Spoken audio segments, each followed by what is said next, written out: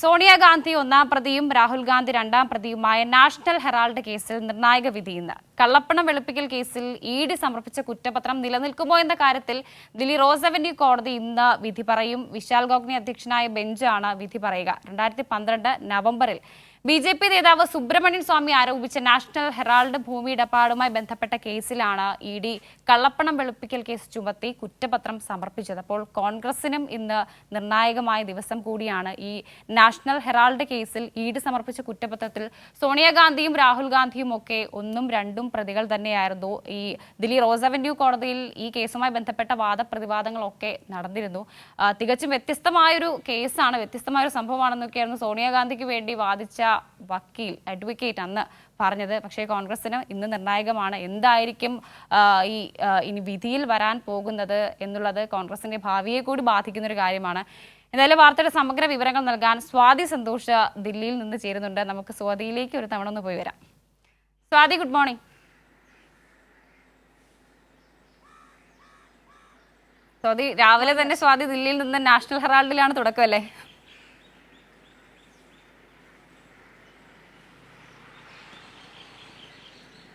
തീർച്ചയായും. കോൺഗ്രസിനെ സംബന്ധിച്ച് ഇന്ന് ഒരു പ്രധാനപ്പെട്ട ദിവസം കൂടിയാണല്ലോ.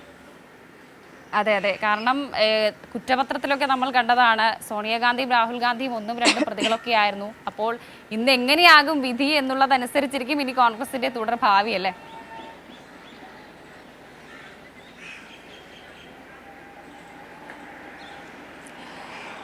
വർഷ, ഈ നാഷണൽ ഹെറാൾഡ് കേസുമായി ബന്ധപ്പെട്ട ഇഡി സമർപ്പിച്ചിട്ടുള്ള കുറ്റപത്രം അത് തുടക്കത്തിൽ തന്നെ രാഷ്ട്രീയ പ്രേരിതമാണ്, അല്ലെങ്കിൽ രാഷ്ട്രീയ നേട്ടങ്ങൾക്കായാണ് ഇത്തരം കേസുകൾ ഇഡി കൊണ്ടുവന്നത് എന്നുള്ള ആരോപണം കോൺഗ്രസ് നിരന്തരമായി ഉയർത്തിയിരുന്നു. അതേസമയം തന്നെ ഈ നാഷണൽ ഹെറാൾഡുമായി ബന്ധപ്പെട്ട കോൺഗ്രസിൻ്റെ പ്രധാന നേതാക്കൾ സോണിയാഗാന്ധി ഒന്നാം പ്രതിയാണ്, രാഹുൽ ഗാന്ധി രണ്ടാം പ്രതിയാണ്. ഈ കുറ്റപത്രത്തിൽ തന്നെ മൊത്തം 7 പ്രതികളെയാണ് ഇഡി ചേർത്തിട്ടുള്ളത്.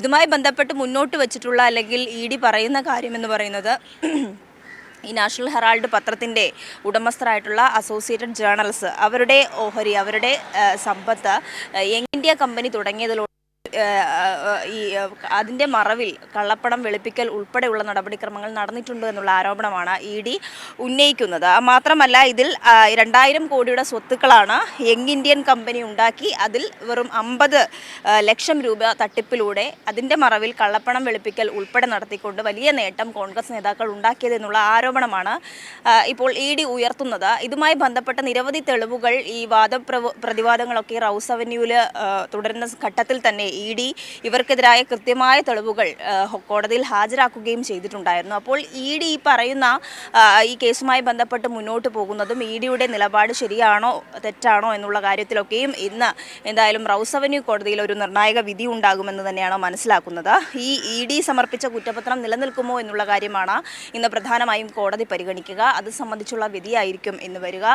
നേരത്തെ സൂചിപ്പിച്ച പോലെ തന്നെ പല ഘട്ടങ്ങളിലും ഈ പ്രതിപക്ഷ പാർട്ടികൾ ഭരിക്കുന്ന സംസ്ഥാനങ്ങളിൽ ഇഡി നടത്തുന്ന തരത്തിലുള്ള വേട്ടയാടലുണ്ട്. അതേസമയം കോൺഗ്രസുമായി ബന്ധപ്പെട്ട ഈ വിഷയം 2012 തന്നെ സുബ്രഹ്മണ്യ സ്വാമിയാണ് നിരവധിയായിട്ടുള്ള ആരോപണങ്ങൾ ഇവർക്കെതിരെ. സ്വാതി,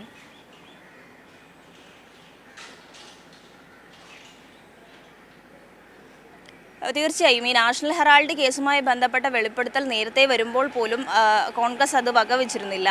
അന്നും അവർ ഉന്നയിച്ച കാര്യം എന്ന് പറയുന്നത്, അതായത് മറ്റ് രാഷ്ട്രീയ പാർട്ടികളിലേക്ക് വരുമ്പോൾ അത് മറ്റ് രാഷ്ട്രീയ പാർട്ടികളിലേക്ക് വരുമ്പോൾ ഇഡി നടത്തുന്ന വിഷയത്തെ സപ്പോർട്ട് ചെയ്യുകയും അതോടൊപ്പം തന്നെ തങ്ങൾക്കെതിരായി വരുമ്പോൾ അത് രാഷ്ട്രീയ വേട്ടയായി മാറുകയും ചെയ്യുന്നൊരു പ്രത്യേകതരം ഒരു ഇരട്ടത്താപ്പ് കോൺഗ്രസ് ഈ വിഷയവുമായി ബന്ധപ്പെട്ട് തുടരുന്നുണ്ട്. അത് കാലങ്ങളായി തുടരുന്ന കാര്യമാണ്.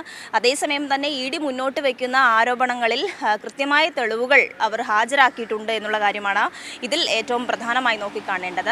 മാത്രമല്ല, ഇതിന് ആധാരമായിട്ടുള്ള കേസ് പരിശോധിക്കുമ്പോൾ ഈ 2000 കോടിയുടെ സ്വത്തുവകകളാണ് വെറും 50 ലക്ഷം രൂപയ്ക്ക് ഇവർ കോൺഗ്രസ് നേതാക്കൾ സ്വന്തമാക്കിയിട്ടുള്ളത്. അതിൽ ഏറ്റവും പ്രധാനമായി സോണിയാഗാന്ധിയും രാഹുൽ ഗാന്ധിയും തന്നെയാണ് അതിൻ്റെ മറവിൽ കള്ളപ്പണം വെളുപ്പിക്കൽ ഉൾപ്പെടെയുള്ള നടപടിക്രമങ്ങൾ നടത്തിയിട്ടുണ്ട് എന്ന് ഇഡി ആരോപിക്കുന്നത്.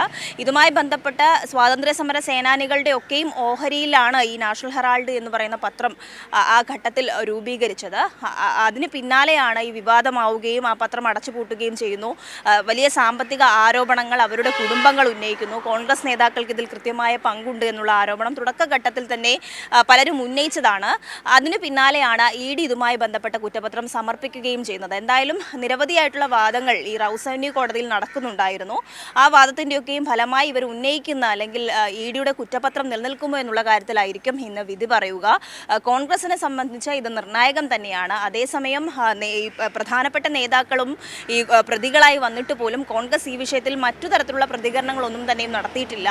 രാഷ്ട്രീയപരമായ ആയുധമായി, തങ്ങൾക്കെതിരായ രാഷ്ട്രീയപരമായ ആയുധമായാണ് ED ഇതിനെ ഉപയോഗിക്കുന്നത്. ഇതൊരു കള്ള കേസാണ് എന്നുള്ള കാര്യത്തിലാണ് കോൺഗ്രസ് എപ്പോഴും നിലയുറപ്പിച്ചിട്ടുള്ളത്. എന്തായാലും ഇന്ന് ഈ കേസുമായി ബന്ധപ്പെട്ട വിധി റൌസ് അവന്യൂ കോടതിയിൽ പറയുമ്പോൾ ഏത് തരത്തിലായിരിക്കും കോടതി ഈ വിഷയത്തെ പരിഗണിച്ചിട്ടുള്ളത്, EDയുടെ വാദങ്ങളൊക്കെ നിലനിൽക്കുമോ, ഈ കള്ളപ്പണം വെളുപ്പിക്കൽ ഉൾപ്പെടെയുള്ള നടപടിക്രമങ്ങൾ നടന്നിട്ടുണ്ടോ എന്നുള്ള വിഷയങ്ങളൊക്കെയും കാര്യമായി പുറത്തു വരുമെന്ന് തന്നെയാണ് പ്രതീക്ഷിക്കാൻ വേണ്ടി കഴിയുന്നത്. എന്തായാലും ഇന്ന് ഇതിൻ്റെ വിധി പുറത്തു വരുമ്പോൾ രാഹുൽ ഗാന്ധി 2ാം പ്രതിയായിട്ടാണ് ഇതിൽ കുറ്റപത്രം ചാർത്തിയിട്ടുള്ളത്. അതോടൊപ്പം സോണിയാഗാന്ധിയാണ് 1ാം പ്രതിയായി ചേർത്തിട്ടുള്ളത്. മൊത്തം 7 പ്രതികളാണ് ഈ കേസിൽ. മറ്റു കോൺഗ്രസ് നേതാക്കൾ ഉൾപ്പെടെ 7 പ്രതികളാണ് ED കുറ്റപത്രത്തിൽ പ്രതി ചേർത്തിട്ടുള്ളത്. എന്തായാലും ഇന്നത്തെ ദിവസം കോൺഗ്രസിനെ സംബന്ധിച്ച് വലിയൊരു ആശങ്കയോടെ തന്നെയായിരിക്കും ഈ ദിവസം നോക്കിക്കാണുക എന്നാണ് പറയാൻ കഴിയുക. വർഷ.